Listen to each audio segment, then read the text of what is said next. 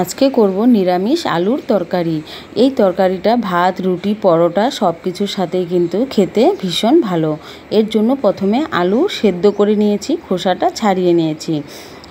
এই রান্নার জন্য মশলা তৈরি করে নিব। প্রথমে দেখো, 1/2 টেবিল স্পুন জিরে গুঁড়ো, 1/2 টেবিল স্পুন ধনে গুঁড়ো, 1/2 টেবিল স্পুন মৌরি আর কয়েকটা হলো কালো গোলমরিচ, 2টো শুকনো লঙ্কা। এটা কাঠখোলায় ভেজে নিচ্ছি। ভাজা হয়ে গিয়েছে, বেশি ভাজবো না, মানে হালকা মতো ভেজে নিব। বেশি ভাজলে মশলা কিন্তু পুড়ে যাবে। তো দেখো, নামিয়ে নিচ্ছি এখন।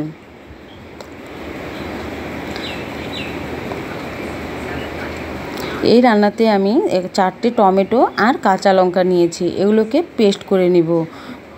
অন্য পাশে কড়াইয়ের মধ্যে দিয়ে দিলাম আমি তেল, ফোড়নে দিয়ে দিলাম একটা তেজপাতা আর দারচিনি আর এলাচ। যেহেতু নিরামিষ রান্না, তো দারচিনি আর এলাচ দিলে কিন্তু রান্নাটা খুব সুন্দর একটা ফ্লেভার আসবে। কয়েকটা জিরে ফোড়ন দিয়ে দিয়েছি। এবার কাঁচা লঙ্কা আর টমেটোর পেস্টটা দিয়ে তারপর দিয়ে দিলাম 1/2 টেবিল স্পুন আদা বাটা আর 1/2 টেবিল স্পুন লঙ্কার হলুদের গুঁড়ো। এবার খুব ভালো করে মশলাটাকে নেড়ে চেড়ে নেব।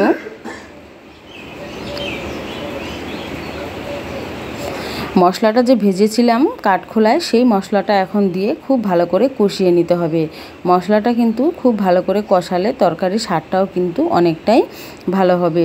তোমাদের যদি এই রান্নাটা ভালো লাগে অবশ্যই সাবস্ক্রাইব করে দিও। মশলাটার মধ্যে আমি দিয়ে দিলাম 1/2 টেবিল স্পুন কাশ্মীরি লঙ্কার গুঁড়ো। কাশ্মীরি লঙ্কার গুঁড়ো দিলে কালারটা ভালো হবে। এবার খুব ভালো করে নেড়ে চেড়ে কষিয়ে নিব। যখন তেলটা ছেড়ে দিবে তখন বুঝতে হবে মশলাটা কষানো হয়ে গিয়েছে। নতুন বন্ধুরা চ্যানেলটা অবশ্যই সাবস্ক্রাইব করে দিও আর পুরো ভিডিওটা দেখে তারপর কমেন্ট করো। তোমরা অল্প দেখেই তারপর কিন্তু চলে যাও। তোমাদের কাছে রিকোয়েস্ট, পুরো ভিডিওটাই দেখো। এবার দেখো, সামান্য একটু চিনি দিয়ে দিলাম, কেননা অনেকটা টমেটো দিয়েছি, তার জন্য টকটা ব্যালেন্স হবে, খেতেও কিন্তু ভালো লাগবে। নিরামিষ রান্নাগুলোতে কিন্তু একটু মিষ্টি মিষ্টি ভাব হলে বেশি ভালো লাগে। মশলাটা কষানো হয়ে গিয়েছে, দিয়ে দিলাম এখানে জল। জলটাকে খুব ভালো করে ফুটিয়ে নিতে হবে। জলটা যখন ফুটে যাবে তখন সেদ্ধ করা আলুগুলো হাত দিয়ে চেপে চেপে সবগুলোকে ভেঙে এইভাবে ঝোলের মধ্যে দিয়ে দিব। ভালো করে নেড়ে চেড়ে নিচ্ছি। এবার দিয়ে দিব পরিমাণ মতো লবণ।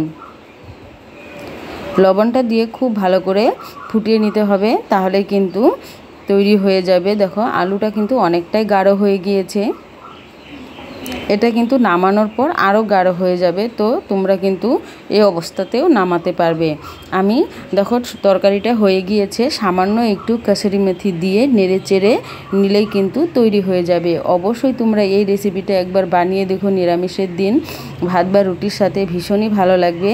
তো তোমরা, আর যদি ভালো লাগে তাহলে চ্যানেলটা লাইক, কমেন্ট আর সাবস্ক্রাইব করে দিও।